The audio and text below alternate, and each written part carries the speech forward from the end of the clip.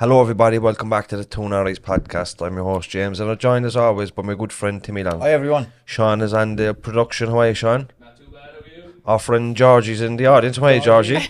This is about your fourth time being here.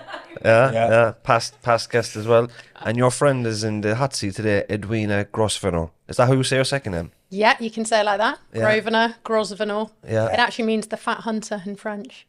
Oh, really? Yeah, but you didn't know that, did you? Anyway, No, let's swiftly moving on. I know. But you're a criminologist and you're a philanthropist and you do a lot of work around prisons and prison reform and advocacy for prisoners. So we're delighted to have you on because that's kind of what we do too, minus the philanthropy. But we're working on it. When we get the means, we'll be able to do it. But before you get into that, do you want to just tell us like how you got into that or why you got into that? Yeah, so I've been working in prisons for 23 years now, so since I was 18, but I can definitely track it back to when I was about 12 years old and my older sister was about 14, and my parents were obviously having discussions in the background. I know this now because I've got a 12-year-old daughter and two other kids, and I think they were worried about how they were going to educate us about drugs and, life. We were going to inherit wealth. So I think that was playing on their mind, and how they were going to probably stop us snorting our inheritances up our noses, quite frankly. You're descended from the Romanovs, amongst other kind of... Yeah, you've done your research. Yeah. But it's interesting because we've never had somebody with that kind of a heritage on the studio, and most of the people listening mightn't ever have come across somebody with that type of heritage. But what's it like knowing? Like, are you very aware of that when you're a child? Are you very aware of, I suppose, your background and the privilege, or how do your parents trying to keep you level-headed? Yeah, I mean, I'll come on to that, but sort of just on the first question. So when I was 12 and they were worried about the sort of drugs, they basically decided that they weren't the right people to educate us about drugs because they knew we wouldn't listen to them, which was correct. So they took us to a drug rehabilitation centre in Liverpool on a place called Hope Street. And my sister and I went into this room and we sat down with two heroin users, a man and a woman. They were in a relationship together and they just were like, ask us anything you want. And honestly, had the most profound effect on me that hour, because if you're a football fan, it was like meeting your football star. And I know that sounds really weird, but I was like, nobody ever would allow a child to sit with a heroin user and just, this is like, I don't know why, but I knew age 12 that it was an incredible experience. A privilege might sound too condescending, but it was just like mind-blowing for me in a good way. Was that your first time ever coming into contact with somebody who'd used drugs or was addicted to knowingly that I knew of, yeah. And the fact that it was just like, ask whatever you want, don't worry. And I did. And so that was where I track it back to. Then, growing up through my teenage years, in answer to your second question about was I aware? Yeah. So I was brought up in a house called Eaton Hall in Chester. Sort of probably, looks like a palace, and it's behind black and gold gates, and the drive is like a couple of miles long, which is too long. It doesn't need to be that long, but it is. And I went to a very sort of normal school, really. There were kids who, their parents were dentists and doctors, or sort of, I wasn't in a school where there were lots of other people like me who had titles. Yeah. So we got a little bit of bullying for having titles. Even the teachers would say some weird things sometimes. But quite frankly, everyone was being bullied for something. You're either too fat, too thin, too ginger, too blonde, too something. And so our thing was like, oh, well, you're a lady and your dad's a duke. So people give us crap about that, but it didn't bother me too much. But I was very aware. When I was 15, I started doing work experience, and one of the things I did for work experience was to work at a charity called Save the Family, and it's where mums went as a last-ditch attempt to be able to learn how to look after their children properly so that their children weren't removed from them and taken into care. And I was only there for a week, and again, that had a colossal impact on me. The day I got there, there'd been a suicide of a mother, and the children were sort of there, and I was just, and my mother was the patron of that charity, and so they knew who I was, and so they were constantly saying, do you have blue blood? How much pocket money do you get? And firing questions, which was quite intense. And a lot of these kids, their dads were in prison or they were drug dealers, all the stories. And I remember thinking, going home to my massive house in the evening and then being like, this is really weird. I've just like been born into this family and that's really, really lucky. And they've been born into that family. And like, what chance do they have? And maybe if they lived in my house, they'd be happier. Or so it was really early on when all those big moral questions of Sounds like you had great awareness at a young age, like for somebody mature. When I was 15, the only thing that was on my mind was drugs, and drink, and criminality, and women, you know. But at that age, like you're inside in this setting, and it's work experience, and you're seeing what's going on, and you have this compassion and empathy, and go home then and say to yourself, like, you know, how fortunate am I? Not many 15-year-old children have that kind of awareness. And I suppose I've got my parents to thank for that, right? You know, they took me out of my lovely little home and just went, boop, there you go, sink or swim. Yeah. And even though it was only 5 days, it felt like it was months or years, because it's still so, I remember being so nervous and walking up to that front door to the house. And, you know, there were often rows. It was really sort of, you know, there were lots of women there, and it could be quite chaotic just for the nature of the people that were there. But that then set me on a path, because, you know, I remember going for a day trip with the kids to the zoo, and they saw some people, and obviously the people triggered them somehow, or some of the men looked like one of their dads, and they were talking about prisons, and they were talking about death and gangs. And I remember being like, even though it was kind of, I was like, oh, it's really out of my comfort zone, but I was like, it's kind of interesting as well. I wonder what prisons are like, and I'd love to know more about gangs. And so there was definitely yes, I'm a bit scared, but I quite enjoy being a bit scared. That's been a bit of a theme of my life as well, like enjoying kind of being out of my comfort zone. And when you finished school, did you go straight into university, and what did you study? So I never really wanted to go to uni, but I'm glad that my mum kind of convinced me that I should. So I finished A-levels, did a gap year, travelled. The first time I went into a prison was in Central Jail in Kathmandu when I was 18. What was it like? So it was the women's side of the prison. And when I went in, and by the way, all my other friends had gone up the Gold Coast of Australia in a camper van, were getting drunk. And I'm like, why am I in a prison in Nepal? But I was like the happiest 18-year-old ever, and definitely had a more interesting time. And the women's side of the prison, you know, they had been washing. And so the washing was up on the line. They were all brushing each other's hair in the sun. And it was quite domestic. And there were a few kids running around in there as well. And then I came out and went round to the male side. Didn't go into the male side, but that was a completely different story.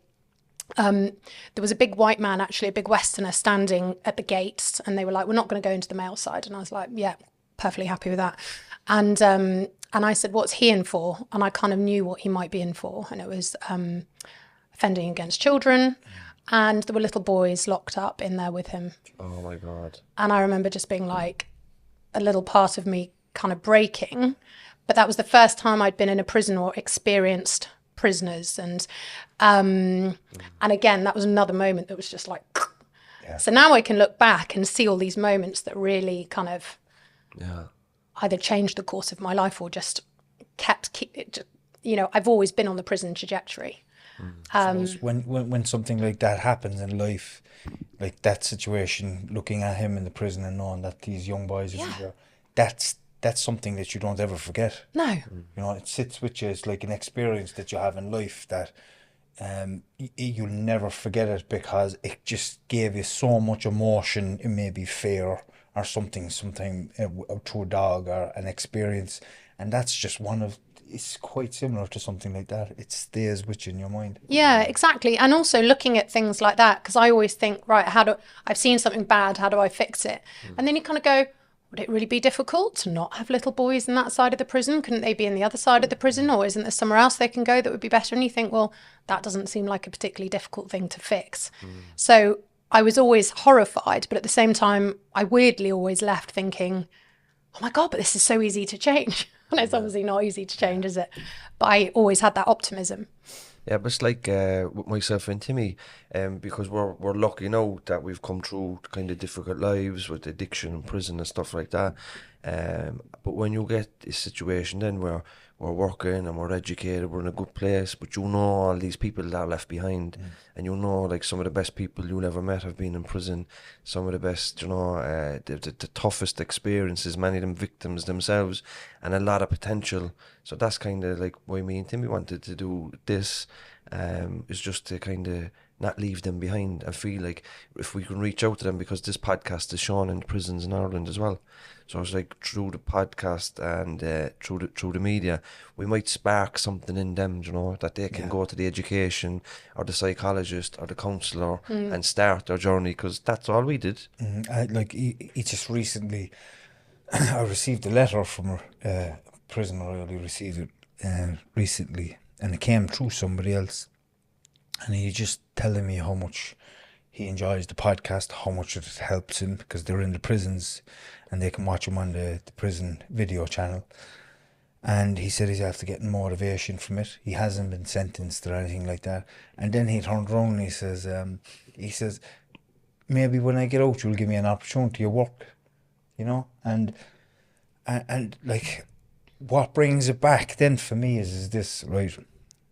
If I'll give that young lad an opportunity, because if I didn't get the opportunities of other people that were there for me, I wouldn't be sitting here at the moment. And it's very important that we don't just walk or talk the talk, we also walk the walk, you know, and we could do a lot more walking the walk. But two of us have full-time jobs, we have families and things like that. But like, when I read something like that and seeing the change that we're actually creating for the people who really do matter the most to us are those, because it's a great responsibility as well, isn't it? And massive. You know, sometimes a bit like, can I help all these people? If everyone asks for a job, you're not going to be able to say yes, are you? That's the other side of it, you know. But it's very rewarding then, though, like when you're in prison and you're speaking to these vulnerable women, or when you do media appearances, if somebody sees it, or when we do stuff like this, the people listening in the prison might be the first time they've ever felt understood, or they feel like, you know what, that person has my back, or that person sees an innate. Yeah, or why do they care? Yeah. Like, women always say, why does someone in your position care about someone like me? And I was like, what do you mean in my position? They were like, well, you're a lady. And I'm like, yeah, but that doesn't mean it. Like, if we really are honest with each other, it doesn't mean anything. And it's really interesting because people will sometimes behave towards me in a way because they're a bit nervous and don't understand how they should be with me. And I completely get that. So I spend most of my life trying to make people feel more comfortable around me. And, you know, on my bank cards, for example, I had my title lady taken off because, you know, I'd be in a supermarket and, you know, occasionally I'd be like, I'd get questioned on it. And so I'd sort of say to people, you know, and when I say to prisoners, there is literally nothing different. Okay, yes, there's differences between you and I. I've got this and I've got that and you're in here. But really, at the end of the day, I don't mean to sound cheesy, but we are human. Yeah. And it's only class and society and all these invisible made up things that kind of make us different. Yeah. But I'm the same if you want me to be the same. Exactly. But I'm different if you treat me differently. Exactly. And over the last few years, we've had just normal Joe Soaps in here, regular people with interesting stories. We've had the leader of our country in here, the Taoiseach, Micheál Martin. The Minister for Finance was in here a few weeks ago. But all just regular people with their own stories, they're overcoming their own obstacles in their own lives. And when you take away the titles and the status and all that, what you're left with is just people trying to get by, trying to be the best person they can be, look after their families and kind of be good citizens, and that's it in the end of the day, isn't it? Exactly. And life's more relaxing when you see life like that. I know. You know, everyone gets stressed. Yeah. Everyone's got family problems. Everyone's either on a diet or trying to give up the booze, or, you know, everyone's just doing human things. Yeah. But you studied criminology. I did, yeah. So I went to university after my gap year, studied criminology and wrote my dissertation on children being born into mother and baby units and the separation effect of the baby when they're being taken away from the mothers. And so a lot about the attachment theory, and then obviously adverse childhood experiences, we now call them, don't we? And early childhood trauma that people talk a lot more about. But, you know, I did that degree 20 years ago. And then recently I just did a master's in, it was a criminological one, but in crime scene management and forensic evidence. and then wrote my thesis for that on female victims of rape and how they're portrayed by the tabloid media. So that was made for grim reading. But yeah, so I guess I'm a bit of an obsessed criminology fan. Are you following the Andrew Tate stuff at the moment? Well, yeah, I've got 3 kids in school, and so we've had the letter from school to say, by the way, we are going to be tackling this at age appropriate time with the children. I think it's very damaging for feminism and kind of women's rights as well around this, because he's got such a big following, and people are very quick to jump on and say he's been set up and there's conspiracy against him, and the women like that, like it's so hard to get a conviction of something like rape and stuff like that, but I don't want to get you dragged into a culture war now, but it is very damaging, isn't it, having somebody like him with such a platform? Yeah, and what's terrifying is that he's got so many followers. But, what I learned about doing the research into rape for my thesis was, first of all, 98.5% of people get away with the rape that they commit. So it's virtually legalised by default in England. And then, of course, we've had this big case of another Met police officer in the same unit as Wayne Couzens, who killed Sarah Everard. This guy is called David Carrick, and he's pleaded guilty to 49 counts of rape and keeping women under the stairs and in basements and controlling them. Is the Met police officer? Yes, just happened this week. Yeah, he had a cellar in his home.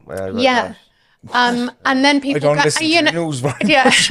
Don't bother. It's really depressing.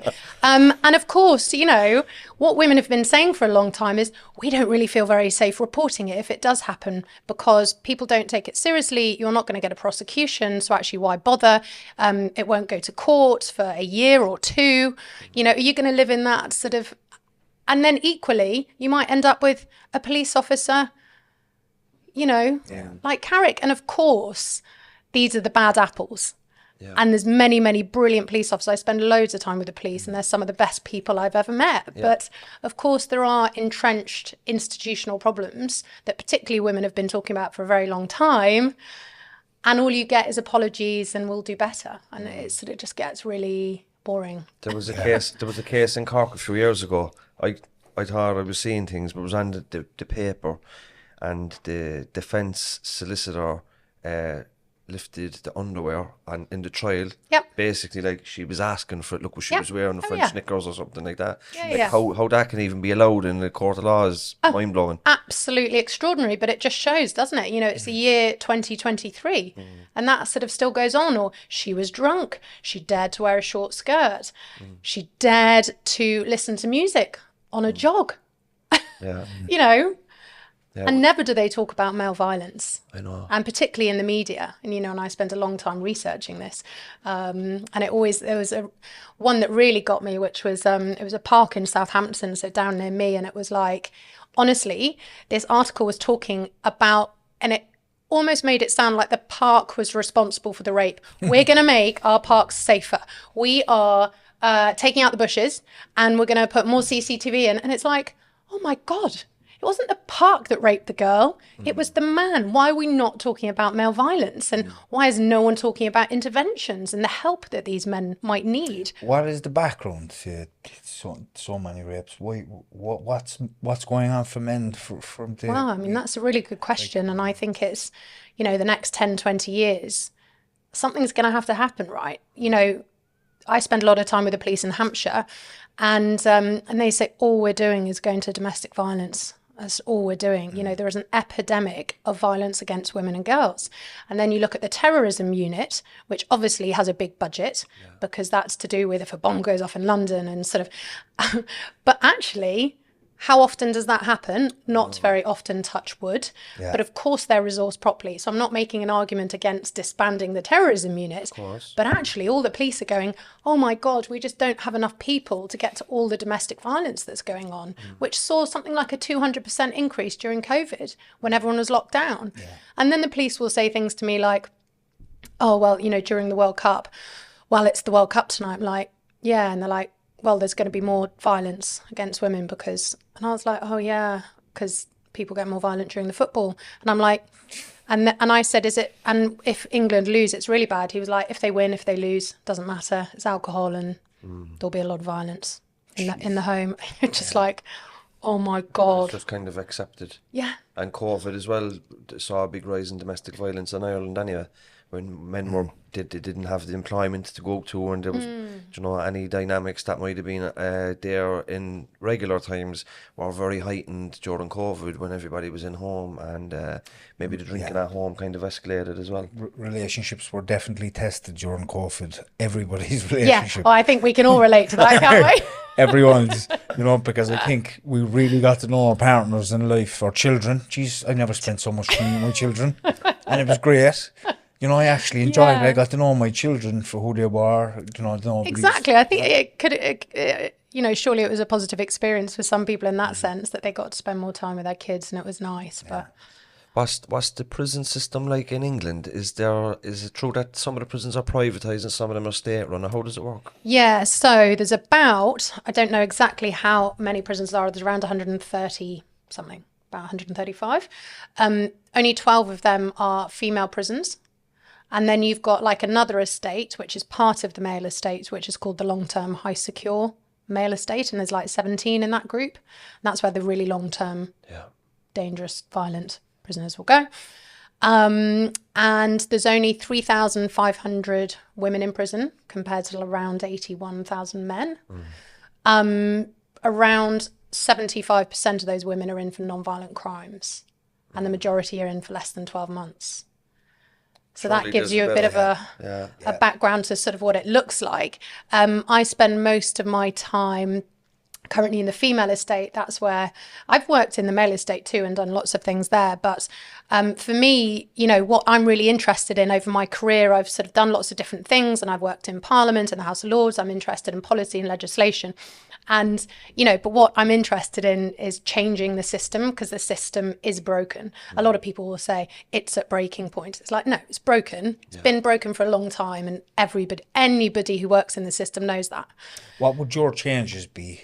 Well, so what I'm working on at the minute is a project called Hope Street. Can you all remember that from Liverpool? Yeah. And that is about creating a community justice system that has been properly thought through about the referral routes of how women would come in, how it relates to police, probation, the magistrates, drug and alcohol services, all the other services that might be involved in a woman's recovery. So lots of people have been saying for years to the government, well, if you've got that many non-violent women in prison serving, some of them are serving weeks, some of them serve days, so long enough to lose a house if they have one, long enough to lose their job if they have one, and certainly they lose their kids.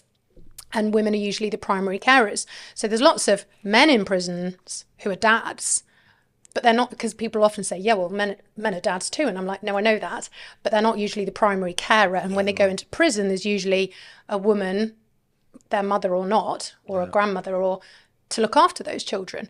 When the mother goes, there's not usually a dad. Yeah.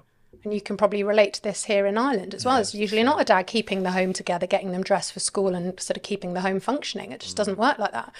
But sometimes are the children better off taken away from the mother, do you think? Oh, sometimes. For sure. Sometimes for sure. But we have an over-reliance on sending children into care. And, what we all argue to the government, which the government has accepted, that if a woman has committed a non-violent crime, they should get a community sentence. Now, the reason that the community sentences have disappeared really as an option is because our government played around with the probation service and they tried to privatise it. Everyone said, don't do that. It's a terrible idea. It's not going to work. So they did it anyway. And it was a terrible idea and it didn't work. So now they've put it back into the public hands. And as a result, there's a recruitment crisis. Probation officers have too many people on their books. There aren't enough courses in the community for people to be able to do their community sentences. So the magistrate's like, well, I can't give them a community sentence if the courses aren't out there. So basically what we're trying to build over the county of Hampshire, which is where I'm from, is Hope Street, which is will give the magistrate a sentencing alternative to custody. So the magistrates will say, I know she's non-violent. I know she doesn't need to go to custody, but you show me the safe place that I can send her. I can't tag her into her home because there's a domestic violent partner. Yeah. Or I can't tag her into her home because she doesn't have a home. She's a sex worker. She's sleeping rough, all these different. And actually the community for women presents a much more dangerous place than it does for men.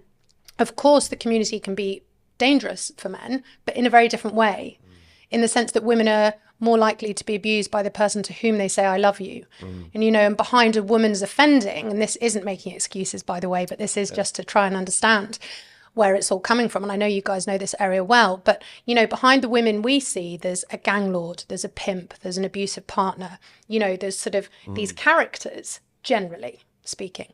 When you look at a man, you don't usually have a female pimp, a female gang lord.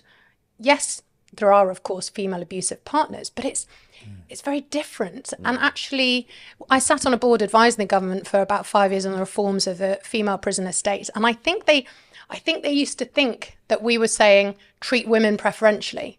And it was really interesting because at no point had anyone around the table ever said that, because that would be stupid. What we were saying is you have to understand violence and you have to understand offending in a gendered way. Yeah.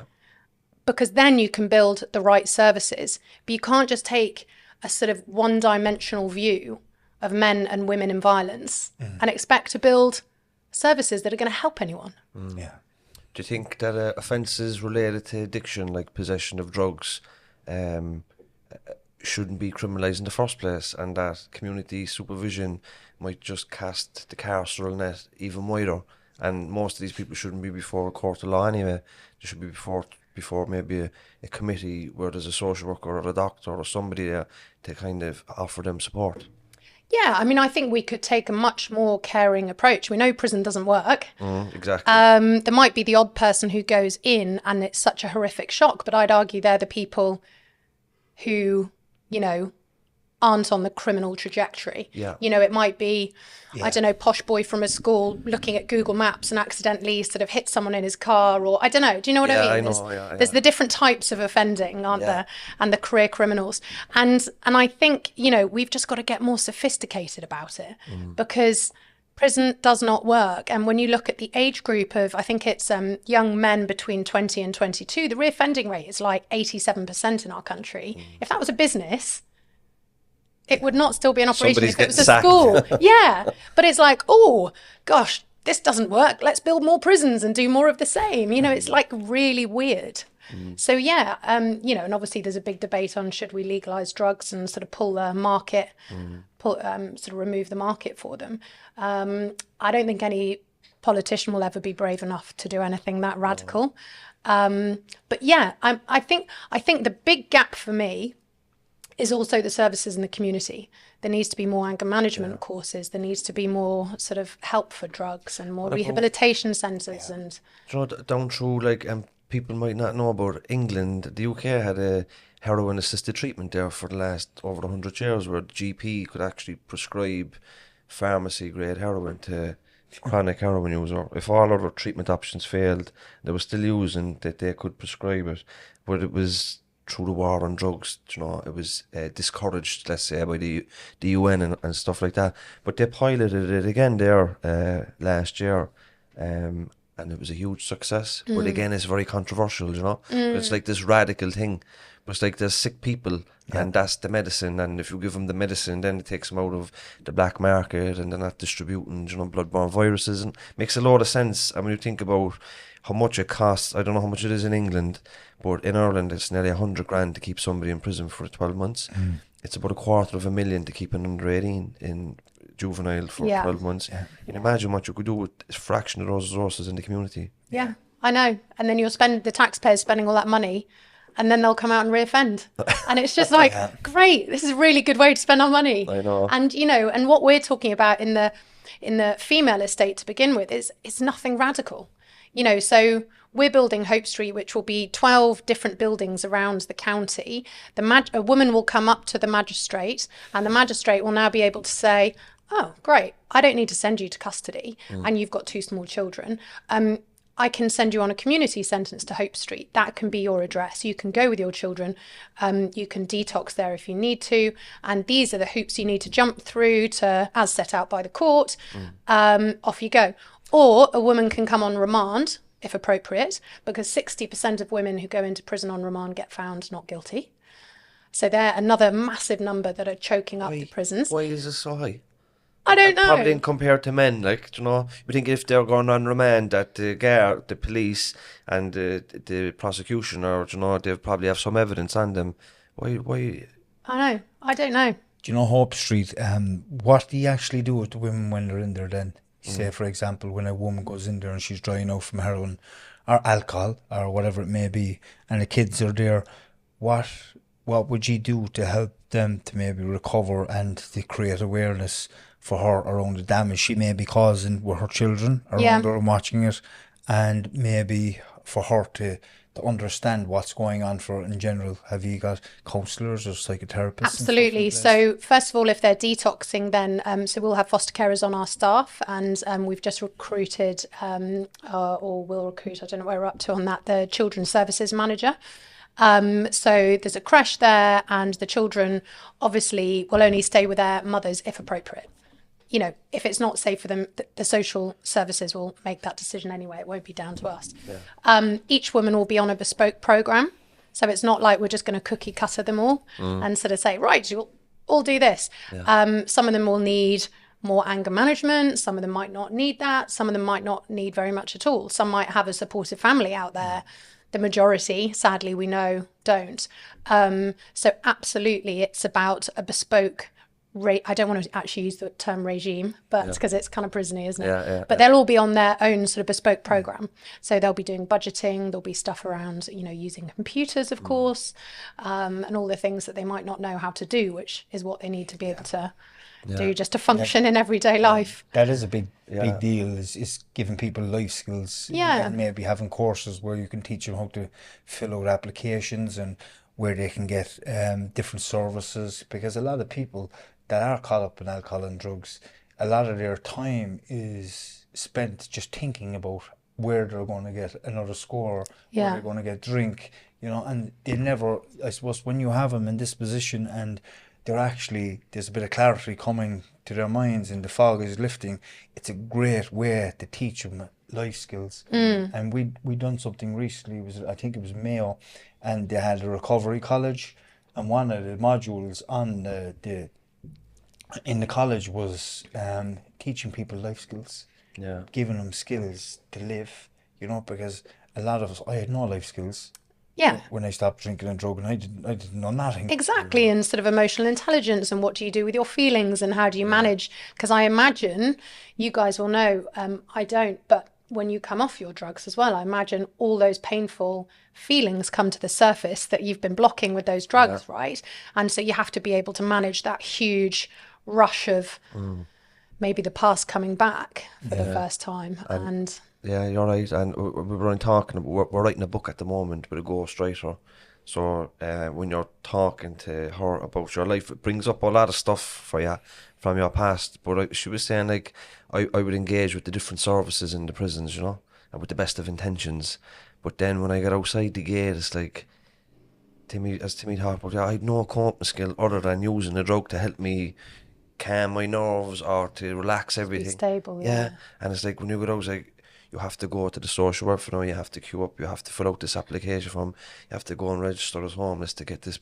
It's like, no, I go to the GP and if the chemist, and I go to the dealer, and then as bad as it is, you're just stoned and it's just familiar. But it's when you go to the treatment centre or aftercare as well, it's like you're minded for the first few months of the process, you know, where like you have a support where you go for a bit of the day, you have a key worker. When you come home, you're in a room or a house with other people like you know.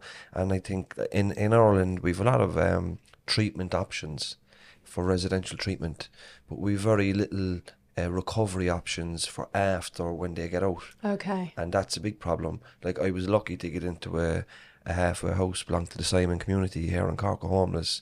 But that was like the only house of its kind in the city, and there was such a demand for it, you know. Yeah, exactly. And I think that I know you have a housing crisis here, and there's one in England too. And so the way we're going to organise it is that the main building that the women will come into first, there's 8 flats and beds for 24 women and their children. But then we'll have houses of multiple occupancy dotted around the county, because, of course, a woman might come to Southampton, but the perpetrator might live in Southampton. It might not be safe for her. She might need to relocate to another area of the county.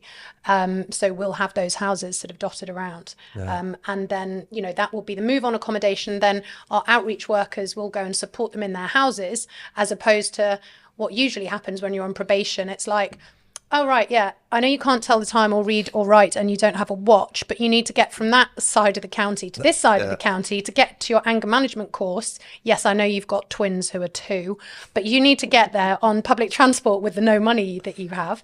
And yeah, and if you don't make it to your course, and if you don't get through your course, you're going to breach your license and you end up back in prison. And do you know why she would end back in prison is because of the stress that creates. So hard. It just creates so much stress, and you just exactly. So actually, what is the point? Exactly. And so all we're trying to do is sort of not, you know, because people go, Hope Street's revolutionary. It hasn't been done before in this depth. You know, we've been working on it for about 6 years. We'll be opening imminently. The build is about to finish. Women will come in April of this year. But it's like, no, we are setting people up to succeed. Some of them will fail, of course, but we're not setting them up to fail and then just watching them fail and throwing money at that, because that's really weird. And that's what we're doing at the moment. That is our system. So, yeah, maybe in a couple of years' time, I'll be able to say, it's all working really well. It sounds fantastic, what you're doing. And I think other countries and other governments should notice something like that and see where it goes. Yeah, I think there's huge potential for it because it's designed to be, the methodology behind it has been designed to be replicable and scalable so that you can pick it up out of one county and do it in other counties, and it's there for the women from that county. Is that happening for men then as well? You don't know, is the same kind of system there for men? Because in this country, if a man is in prison, right, and he is trying his best to get sober and to get away from that lifestyle, a lot of the times the environment he's leaving to go into prison is the environment he's put back into. Yeah. And sometimes that environment is full of siblings who are involved in drugs, drug addiction, criminality, and they're going back in. In England, is there somewhere where lads who are going through this what I just said, like a house, like? Yeah, I think I know less about the sort of men leaving prison and the data. What I would like to do, because I was talking to the builders one day and they were like, so when are you going to build Hope Street for men? And I said, well, look, I can only do one thing at a time and it's kind of a full-time job just trying to do this. We'll give you a hand to set it up if you like. Yeah, well, exactly. Come over and do that. But I said, but what I am interested in doing actually is maybe just the brain work around if I was to design Hope Street, because Hope Street has been designed to be trauma-informed and gender-specific, right? So therefore, if I was to design it for men, I would have to go through exactly the same steps. So we would collect the same data, we'd do it all the same way, and it would be really interesting to see architecturally how we would build it.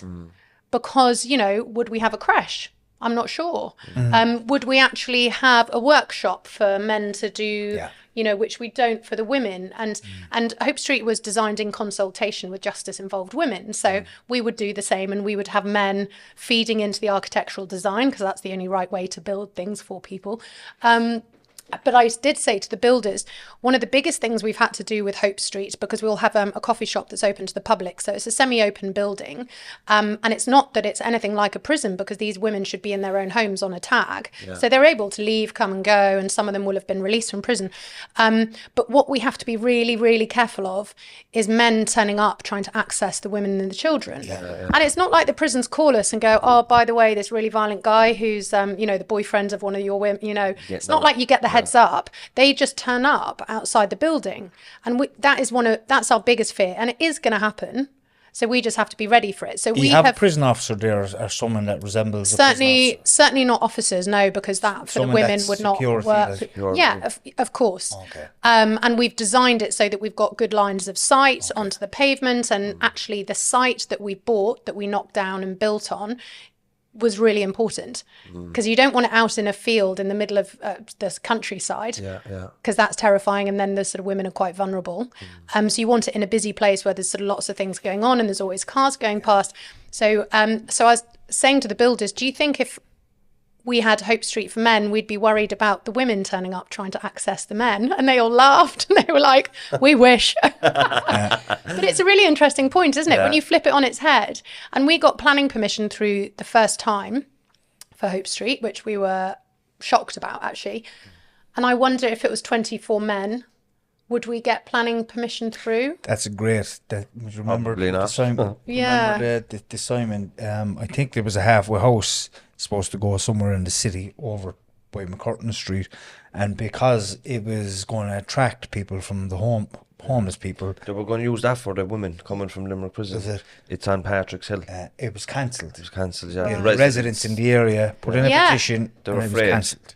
Exactly. So I think, therefore, in the design, so we were designing Hope Street for like 5-6 years before we started looking to buy a plot and architecturally design. We were designing the methodology, and you'd have to do the same. So therefore, if you're like, I don't think we'd get planning, then you have to be more creative, don't you? Yeah. Be like, right, so how do we work things out for men? How will we make it work? Do you know what it reminds me of? There's an organisation in Ireland called Cool Mine, and it's a drug and alcohol treatment. It's an addiction centre, but they have 2 facilities specifically for women and children, and one of them is in West Dublin, but it's in a suburb, but it's kind of away from the housing estates, and it's surrounded by trees, so you can't see it from the road, you know, and it's secure. But in there then they have like the women and the children, the babies, they're all together and they're all healing together, and it's a beautiful community. But they recently opened another one in Limerick there last year as well. But what's it called? Cool Mine. And if you're interested, I make contact with the CEO because I used to work there. But it's I love the name as well. Yeah. It sounds very like what you're talking about. Yeah. What you're building. Exactly, sort of healing environments, and a bit like, you know, community. Limerick prison, which, you know, I'll be seeing tomorrow. But it's interesting, isn't it? Because you've got to be careful with language, because some people are like, that's disgraceful. These people, they've committed crimes. Yeah. And, you know, and I always kind of say to people, yeah, I get that. But I think we're all agreed that we want people to come out either less dangerous, don't we? And they go, yeah. And it's like, right, well, I know it's really unpalatable, but if you do want someone to come out less violent, we do actually know what we need to do in order to make that happen. Yeah. So we need to do it. We started this conversation today talking about you could be born into any life. You could be born into a life where it's complete poverty or there's a lot of wealth, but people tend to forget that people are born into lives where they have no control over it. Like, I didn't have a control over the life. James didn't. Like, people in Limerick prison, Cork prison, we have no control over it. And some of the situations that we're born into, they mold us as human beings. You know, some of us cut off at a really young age because of stuff that happens to us, and we just cut the line. So we go on then, we've no trust in society, we've no trust in people, you know, we've no understanding of life should be, or how to work, or how to process emotions and feelings. And one of the main areas of what we do this is to change people's perception of people who are in prison. No, people do bad things and they deserve to go to prison, you know. Not everybody, because some people are just sick, may have psychological problems and etc. But what we try to do is just give people a little bit more in their minds, and just to understand. And the whole emphasis of what we do is sharing people's stories. So when people hear the background of someone's story and why they became addicted to drugs, on the streets, in prison, people start opening up a small bit. And this education, I think, is educating people around these issues and why people turn out in different ways. It's all about the luck of the draw. Absolutely. And I do think more could be done at schools. I know there's a lot to cram into the national curriculum, but I think justice is such a big topic. I do a lot of work in the Crown Courts, and, you know, they're extraordinary environments. But, you know, we've got all these kids growing up who have absolutely no idea of the consequences of their actions. You know, we've got a law in England called joint enterprise, which is like, right, well, you might have the knife and you might kill someone, but you're standing next to him, so you're going to go to prison for life too, because he's murdered someone. It's as simple as that. And, you know, and then you tell kids that, and they're like, what? You know, and it's really important. If you commit a crime, you get a criminal record. You're never going to America. You know, it's like some pretty big things that people need to... Even if two adolescents have consensual sex, you can be charged with a sex crime if they're underage, you know, if the parents want to take case. But some of the young people and their families, they don't know that. No. But you're a sex offender and that's never leaving your record. Yeah. You know, and I think what you were saying there as well was important, is around a critical education. I remember when I went into prison for the first time when I was 18, and I see like there was 6 landings and A wing, 3 on A and 3 on B, and A3 was all fellas from my estate, you know, about a 1 kilometre radius, about 30, and then on B3 was like all travellers, not different traveller clans and families. Then there was a lot of Polish, Nigerians, Romanians. There was people then from council estates in Waterford and Kerry, and you just kind of accept it. But it's only when I got older and I started studying social science and criminology and stuff like that, I began to look at that and think, no, they're not all bad people, not all travellers are criminals, not all people from my housing estate are born into... There's loads of structural forces at play as well, and it's not about looking for excuses, but it's just to get thinking, get people understanding. Yeah, exactly. And the sort of trouble that we're actually creating by our systems. Yeah. And that's why I'm so interested in system change, because sick systems create sick people. Yeah. And you went on about education, and I know George is probably going to love this. But I think a massive part of it with the education as well is a lot of the children that are in school aren't getting the education to meet their needs and their ability. And what happens then is, and it happened to me, because I wasn't understood in school, they didn't understand what was going on for me, why I was so disruptive, why I didn't understand what this teacher was saying. I was classified as a child then that was bold and kept at the back. But if we start implementing all these assessments at a young age and start understanding the kids that are in the school, instead of teaching them the norm like we teach like the education system is, what we can do is start filling in the cracks in the system where all these children with learning differences and other needs are slipping through. And what that stops then as well, and this is my understanding of it, is if a child spends more time in school because they're enjoying it, they won't go on the hop. And if they're on the hop from school, which is on the mitch from school, they're causing antisocial behaviour, they're robbing, they're using drugs. We're going to stop drug addiction down the line, we'll stop homelessness down the line, prison sentences. We have to educate children. You know, they have to get an education, they have to understand how life works, how their emotional system works, how to process emotions. Because if we don't learn these things at a young age, what happens? We will use alcohol and drugs to soothe ourselves as we get older. Because a doctor's not going to give them to him because he thinks he'll go to prison if he does, you know.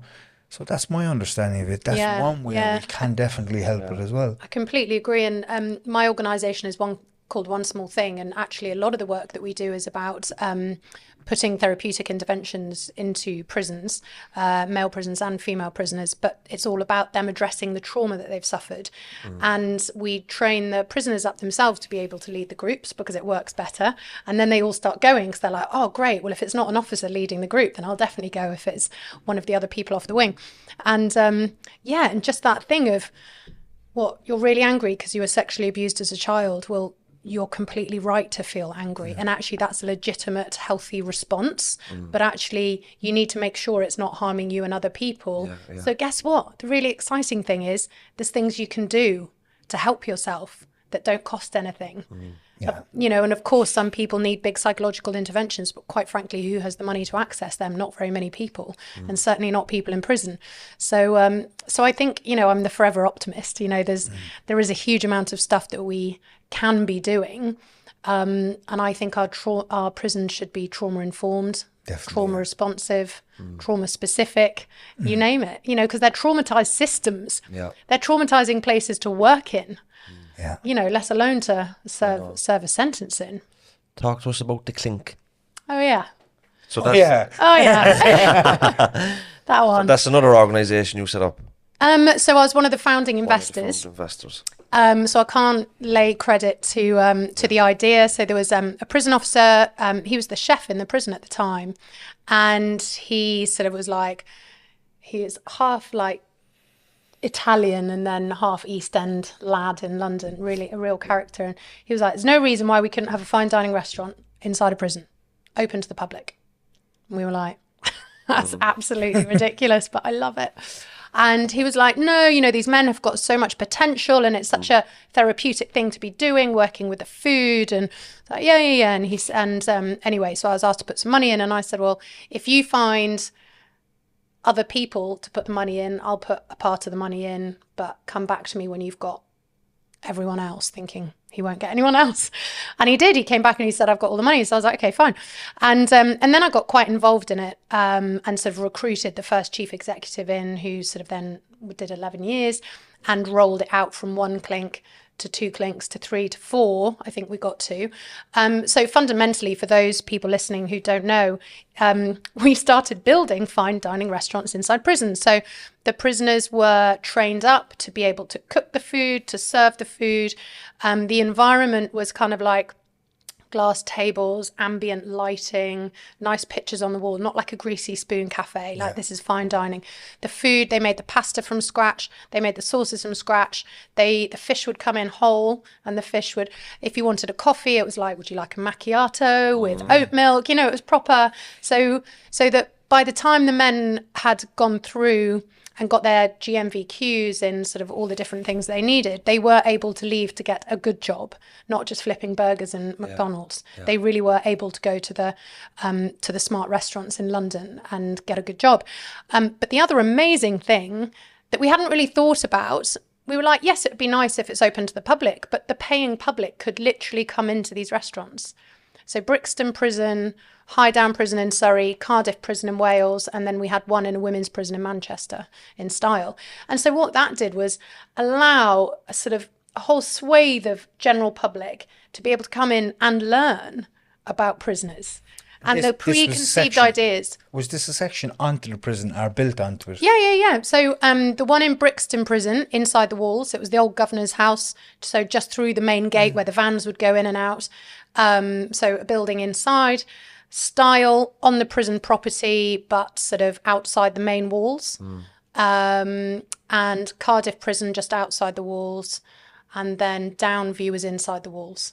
High Down, sorry, inside the walls. You had to go through the exercise yard to get through the door into the restaurant.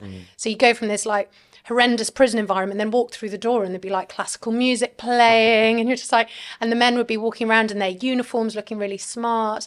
And it was incredible. So we'd often get, you know, busloads of old people coming in, and sort of, you know, they'd get really excited and they'd come in. And people might have preconceived ideas and be slightly like, well, do the crime, do the time type of thing. But then they'd see the men nervous, right? And really wanting to do their best and to be able to get that pea soup onto the table without sort of slopping it around and being really upset if they'd marked the bowl, you know, because they were trying to do it right. And I think it really was an incredible space to sort of bring down those barriers and to get people really thinking about, do you really hate this person? Yeah. Maybe they've done a bad thing, but they're not a bad person. Yeah. So they're incredible places. And so Brixton became one of the best on TripAdvisor. It was in the top 5 restaurants in London for ages. I know. And I'm not a foodie at all. And I never thought I'd end up in the restaurant trade, but prisons has taken me in weird places. But, you know, people wanted to go, and you can go in for breakfast, you can go in for lunch. You can go in for dinners on certain evenings when the regime allows. That's what I was just going to say. Is it all down to the timelines for serving, for food?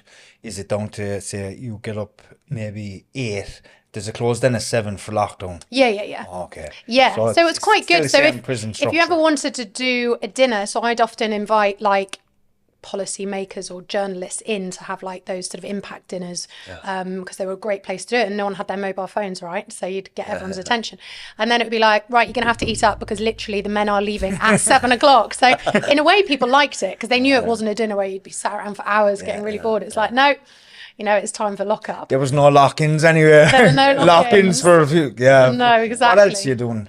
So I have my podcast, which is called Justice. So there's Hope Street, there's the podcast Justice, and a bit like you is, listening to all the chat about criminal justice, whether it's through the papers or on the news reports. And it's like, that doesn't even begin to scratch the surface of these issues. You need a deeper knowledge of justice. Actually, it's really important to all of us. So I'll interview people like the Chief Inspector of Prisons. I interviewed a guy who'd done double life sentence for a double murder. He was talking about forgiveness. I've interviewed victims of rape. It's sort of a bit like you guys. It's sort of whoever is related to justice. And things like the parole board. What the hell does the parole board do? Why should we care? Probation system. A lot of people, I don't think, even understands what the probation system is. And it's really important people know. So, and I just enjoy that. My husband's always like, how many listeners have you got? And I'm like, I have no idea. I'm a female. I don't care. I just really enjoy it. A lot of the topics you spoke about there, we've covered or had very similar people like that and in this jurisdiction. Yeah, exactly. And then, as I said, so we've got under the banner of One Small Thing, we have all these trauma trainers. So we go into the prisons and train the prison staff, but we also do third sector organisations. We've trained like England boxing to be trauma informed. They were running workshops in a prison. They were like, God, we're really aware that boxing's quite violent. We're working with men who've had violence. How can we do this in a more sensitive way? So that was incredible. Production companies who are wanting to interview people who've suffered trauma, and they're like, actually, how can we get the best out of the people we're interviewing? So we'll train them. And that's been really... Yeah, that's great. That's been, there's a huge... Because it's not about prisons, is it? It's about people. And it's about the fact that we all go through shit and suffer shit. Excuse my French, but it's true. And we all need to know how to deal with that and process it. And you can't just go around hitting people and stabbing people. We need to understand our emotions and be able to. And you can't lock somebody up and hope they'll never again commit a crime. And what we do is not soft on crime, it's intelligent on crime, because a lot of the time prison is not a deterrent for people. It's just something that they'll endure until they get out. But you have to provide meaningful employment and meaningful opportunities so that we have less victims down the line. And that's kind of why we do what we do, isn't it? Yeah, exactly. One funny thing that I am doing that is actually like my second job that will make you laugh because it's weird and British. So I'm the High Sheriff of Hampshire. Yeah, see? I knew that would giggle. So you'll be like... Not just the sheriff, the High Sheriff. The High Sheriff. So, I thought I'd mention it because it is hilarious. So basically, it's the oldest office bar the monarchy in our country. So it's been around for thousands of years. And you become the High Sheriff. You only hold office for 1 year. You have to be sort of chosen by the Queen, now the King. And you are the King's representative in the county for law and order. You have to wear an incredible outfit, which is like velvet and with ruffly sleeves and like a weird ruffly neck thing and a hat with an ostrich feather on it. And it has to be an ostrich feather. Yeah. Someone said to me once, and it was really funny because they were completely accurate. They said, you look like the love child of Dick Whittington and Austin Powers. Oh, Jesus. Yeah. And honestly, I was like, you are absolutely right. I can't argue with that. So I don't always have to wear that outfit, but when there's ceremonial things in the High Court and all the judges are in their regalia, then I would have to be in my regalia. So I spend a lot of time as a result with the police, but it's access all areas justice system for 1 year. So obviously for me, I was like, that's amazing. Just an extension of what I do anyway. Yeah. So I am able to say to the police, right, can I come out with you tonight and do the nighttime economy with you? They're like, yeah, sure, turn up at the station at 9. We'll come back in at 5 in the morning. Can I go to a crime scene? Yeah, of course you can. Can I come on a drugs raid? Yes, of course you can. It's absolutely amazing. Yeah. So it's really given me such an insight into... Did you ever write a book? Huh? Would you ever write a book? Well, I'm also dyslexic, so that fills me sort of with absolute horror. Okay, you need a ghostwriter. Like yeah, exactly, a non-dyslexic. A non-dyslexic ghostwriter. But it'd be great to get your stories in text for people, especially people in prisons and stuff that they could read, and maybe speaking about the different experiences in prisons in different countries and different jurisdictions, and all the stuff you're doing there. It's all very interesting stuff. Yeah, thank you. And important. Yeah, well, luckily, I just love it. And I just think I've got, so I was like, oh, I'm going to come and see my friend Georgie over there in Cork. That would be nice. And then I was like, actually, if I'm going to Ireland, I could probably get myself into a couple of prisons. So, when I went on holiday to Sri Lanka, and as we came into the hotel with my kids and my husband, he went, have you seen what's across the road? And I was like, of course I've seen what's across the road. And it was the local prison. And even I was like, it's a bit of a busman's holiday. And my husband was like, no, Edwina, you've got to go. I was like, really? Do you really want? I was like, all right. So we were talking to my guide and I was like, you don't happen to know anyone who works in the prison, do you? He was like, yeah, my brother's the doctor. So I was like, oh, could I maybe pop in and have a visit? He was like, yeah, sure. So the next morning I left the kids eating their croissants with my husband and off I went and spent a bit of time in the prison. But I think it just adds such excitement to travel as well. My husband's a historian. He needs a battlefield. I need a prison. Yeah. So if you ever meet us at a bar on holiday, we're like the weird couple talking about battles and prisons and violence. And well, I hope you enjoy our prisons while you're over here. yeah, me too. I'm visiting Limerick and Cork. So yeah, looking forward to that. We're actually doing something ourselves. And is it March? It's Mental Health Week within the prison system. So we're going to every prison in the country. Oh, wow. How many is that? 14. Okay. Because some of the prisons have women and men. Yeah. And some of the prisons have protection landings and main prisons. And there's some open prisons. So we're going to visit everybody over the course of 7 days, doing mental health workshops and assistance workshops and stuff like that. Amazing. There's a big commitment for us because it's a lot of travel around the country, but it's going to be an amazing experience. Yeah. And we're really looking forward to it. Yeah, and it's very important as well that by myself and James sharing our experience with the lads and giving them some different pathways to the life that we have today, it gives them hope. Absolutely. And that's very important. And you're going to have to gear yourself up for when all these men start coming out, and they are going to be calling you, aren't they? And again, it's a big responsibility, isn't it? And it is trying to help all those people that you've inspired. And I sometimes feel the same a bit. It's like you know what the downside of it is? We not having the time, and the what's the right word? The resources. We're talking there now about setting up our own foundation. So like we get asked to do a lot of talks in schools and youth clubs and probation funded projects and all that, but we work full time. So we set up, long story short, and I won't bore people, but we set up as a private limited company when revenue started coming in here, donations and stuff, just for tax purposes, but it means we're excluded for grants from the government, you know. But with a non-profit status, I think that we can start bringing in grants and then do it full time. So that's our goal for 2023. Yeah. Well, good luck with it all. Thank you. And listen, it's been lovely speaking with you. Yeah, thanks for coming on. Thank you for having me along. Yeah. Thank you so much, and enjoy Limerick Prison tomorrow. I will. Thank you. God bless. See you later. Thanks, lads.